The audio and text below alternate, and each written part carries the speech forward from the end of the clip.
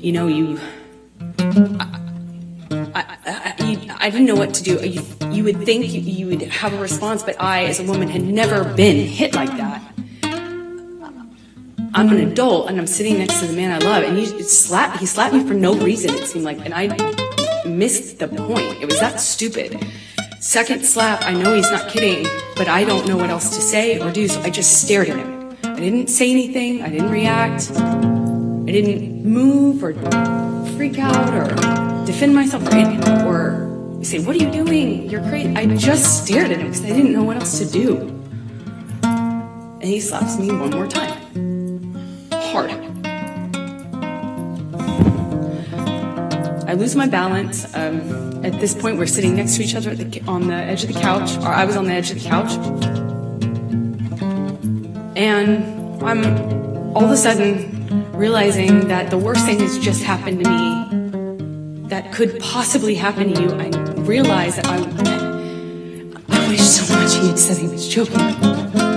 Because it didn't hurt. It didn't physically hurt me. I was just sitting there on this carpet, looking at the dirty carpet, wondering how I wound up on this carpet and why I never noticed that the carpet was so filthy before, and I just didn't know what else to do. I didn't know what to say. I didn't know how to react. I just sat there thinking, how much time do I have till I figure out what I need to do? Because, God, did he just hit me? No, I didn't want to leave him. I didn't want this to be the reality. I didn't want to have the man I was in love with. I know you don't come back from that. You know, I'm not dumb. I know you can't hit a woman.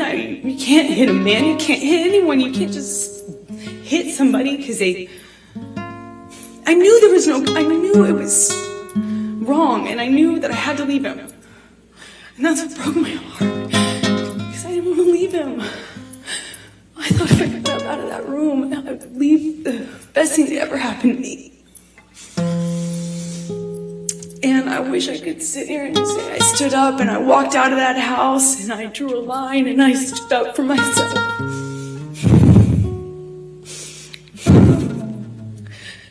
I was just looking at the dirty carpet, trying to will myself to get up, to walk out of the door, because I knew I needed to.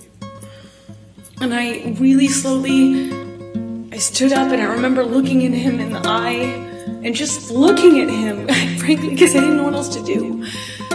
And before I know it, he starts crying. And, you know, like, I had never seen an adult man cry. I didn't even really see my dad cry at my grandma's funeral. You know, it's weird. And he's crying. Tears, just falling out of his eyes. He gets down on his knees and he grabs my hands and he's touching my hands and he's saying to me, I will never do that again. I'm so sorry, baby. I put the fucker away. I thought I killed it and it's done. I thought I put the monster away and I've done it before. It's done. But on his knees. And I didn't have words. I didn't know what to say. I just remember thinking that it was just, he was crying. He seemed so sorry, but I knew I couldn't just forgive him because right? That means it will happen again, no? You know, like I've seen the health class videos, like everyone else. And I got up in my car, I walked to the car. I didn't say anything. I made a point to not say, oh, it's okay, or anything like that. I just didn't say anything. I got up, I went to the car, I sat in my car, and I felt like I sat there forever. I didn't want to turn the key. I just leaned my head up against the window.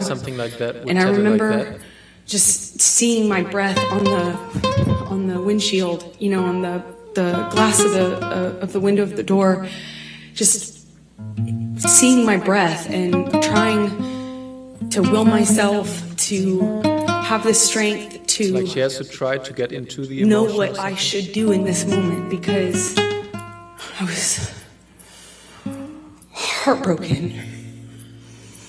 And I sat there for a long time, and I eventually turned the key and drove home. The whole YouTube chat is laughing. maybe the whole thing is staged, who knows? And what did you do after that? And they're just doing it to get more people to YouTube. I don't streaming. know.